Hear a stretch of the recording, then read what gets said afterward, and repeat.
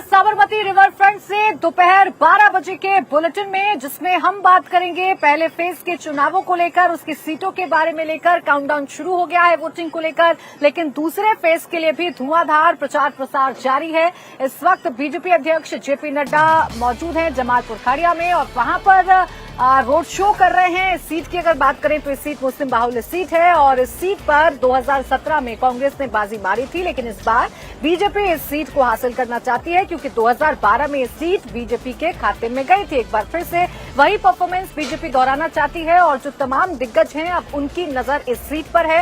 इस वक्त जेपी नड्डा मौजूद है जमालपुर खड़िया में और वहीं पर रोड शो जेपी नड्डा की तरफ से किया जा रहा है। ये तस्वीरें हम आपको दिखा रहे हैं। भारी भीड़ उमड़ी हुई है तमाम समर्थकों की और इस रोड शो के जरिए हुंकार भरते हुए नजर आ रहे हैं। इस स्मार्टफोन के युग में भी ये फोटो स्टूडियो बना के साल में 30 लाख कमा रहे हैं।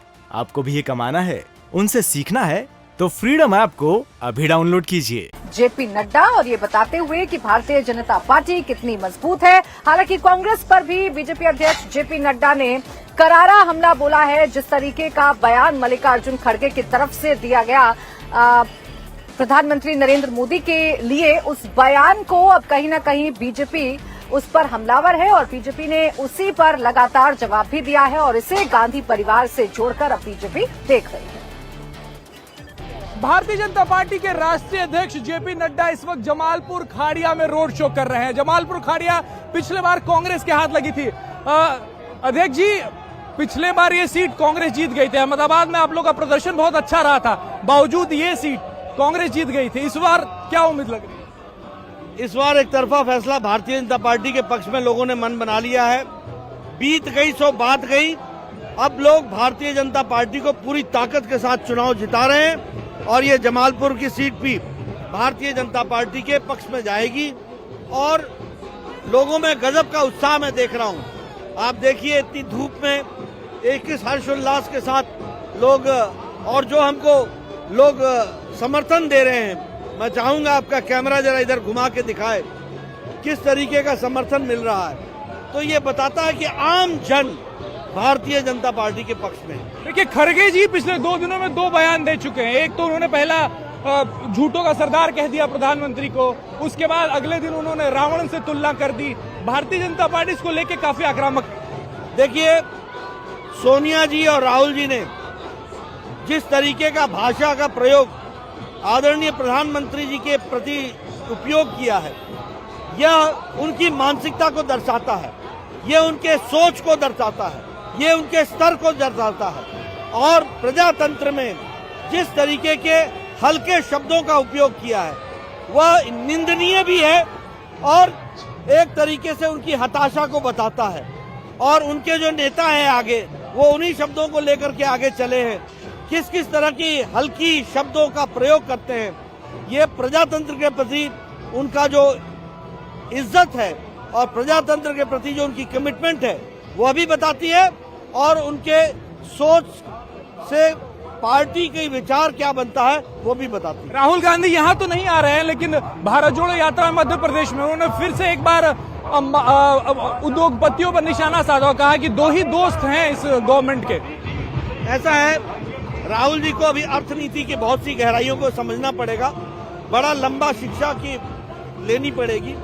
लेकिन राहुल जी भारत जोड़ो पर निकले हैं या तोड़ो पर निकले हैं, ये अभी तक वो भी तय नहीं कर पाए। आखिरी सवाल ये है, ओवैसी भी चुनाव मैदान में है और लगातार जनसभाएं कर रहे हैं, खास करके जमालपुर में भी जनसभाएं कर रहे हैं, गोधरा भी जा रहे हैं। गोधरा पर भी उनका बड़ा ध्यान है और वो कह रहे हैं कि गृहमंत्री जी ने कहा था कि हमने 2002 के दंगाइयों को सबक सिखाया। वो कह रहे हैं कि कोई सबक नहीं सिखाया, बिल्किस बानो के रेपिस्ट को छोड़ दिया। तमाम तरह के आरोप जो हैं वो लगा रहे हैं।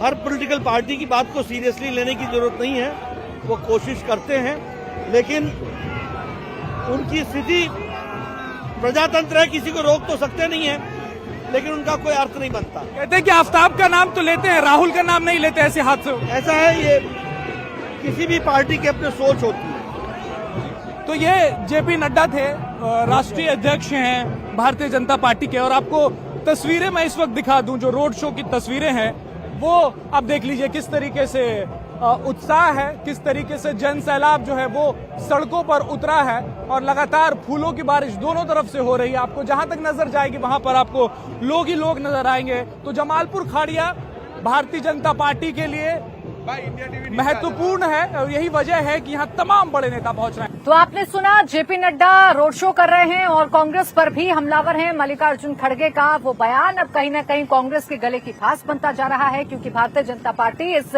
बयान को लेकर अब पूरी तरीके से कांग्रेस पर हमलावर है। लेकिन जमालपुर खड़िया सीट पर इस वक्त रोड शो कर रहे हैं। निर्णय अगर इस सीट की बात करें तो मुस्लिम बाहुल्य सीट है। 2017 में कांग्रेस ने ये सीट जीती थी। इस बार कोशिश है बीजेपी की और जेपी नड्डा ये भी कह रहे हैं कि जो बीत गया वो बीत गया, अब नए की बात करो और इस बार बीजेपी जीत का परचम इस सीट पर लहराएगी। क्या है यहाँ के समीकरण?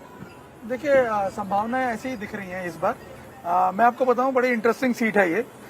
इसमें जमालपुर और खाड़िया दो सीटों को मिला करके ये सीट बनी। खाड़िया प्रीडोमिनेंटली बीजेपी की सीट थी, जो बीजेपी कभी हारी नहीं जनसंघ के जमाने से, और जमालपुर जो है वो प्रीडोमिनेंटली कांग्रेस की या इंडिपेंडेंट कैंडिडेट इसमें जीतते थे। 2012 में एमलगमेशन के बाद ये दोनों सीटें मिलकर के एक सीट बनी है और उसकी वजह से यहाँ के इक्वेशंस जो हैं वो काफी बदल गए हैं।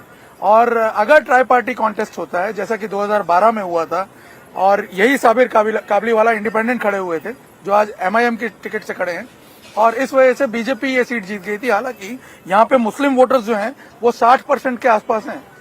करीब 2,13,000 के वोटों वाली ये सीट है और इसमें 1,11,000 मुस्लिम वोट हैं। इसलिए कांग्रेस को कांग्रेस इस सीट को लेकर के काफी आश्वस्त रहती है। 2017 में जैसे कि कांग्रेस बड़े ही अच्छे मार्जिन से ये सीट जीती थी, करीब 25-30 हजार के मार्जिन से ये सीट जीती थी 2017 में। लेकिन इस बार यहाँ परिस्थिति पूरी तरह अलग है। इस बार यहाँ पे ट्राई पार्टी नहीं बल्कि चतुष्कोणीय जंग हो रही है, 4 कॉर्नर फाइट हो रही है। इस स्मार्टफोन के युग में भी ये फोटो स्टूडियो बना के साल में 30 लाख कमा रहे हैं। आपको भी ये कमाना है, उनसे सीखना है तो फ्रीडम ऐप को अभी डाउनलोड कीजिए। जिसमें आम आदमी पार्टी के हारून नागौरी हैं, बीजेपी के भूषण भट्ट हैं जो पिछली बार हार गए थे, कांग्रेस के इमरान खेड़ावाला हैं, सिटिंग MLA यहाँ से, और MIM ने भी यहाँ पे साबिर काबलीवाला जो कि MIM के प्रदेश अध्यक्ष भी हैं, और साबिर काबलीवाला काफी स्ट्रॉन्ग कैंडिडेट हैं।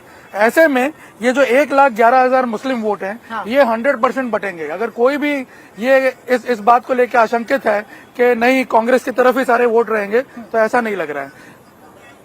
ये वोट बटेंगे और काफी बड़ी संख्या में बटेंगे, क्योंकि हम इस इलाके में घूमे हैं और हमने देखा है कि लोग कांग्रेस के अलावा आम आदमी पार्टी और MIM को भी प्रेफर कर रहे हैं। बीजेपी को करना सिर्फ इतना है कि बीजेपी को अपने हिंदू वोट इंटैक्ट रखने हैं यहाँ पे इस बार, और इसकी जो कोशिश है, लेकिन उसमें एक आशंका सिर्फ ये है छोटी सी कि कॉर्पोरेशन के जो चुनाव हुए थे उस टाइम पे हमने पहली बार देखा कि खाड़िया जो सेगमेंट है जहां पे जनरली कांग्रेस को वोट नहीं मिलते थे, इस बार हर बूथ में कांग्रेस को वोट मिले हैं। तो बीजेपी को उसे किस तरह से काउंटर करना है और अपने हिंदू वोट इंटरैक्ट रखने हैं, ये सोचना पड़ेगा। बाकी ये सीट बीजेपी जीत सकती है। इंडिया टीवी हर वक्त हर जगह डाउनलोड करने के लिए सर्च करें India TV news Google play store या ऐप स्टोर पर।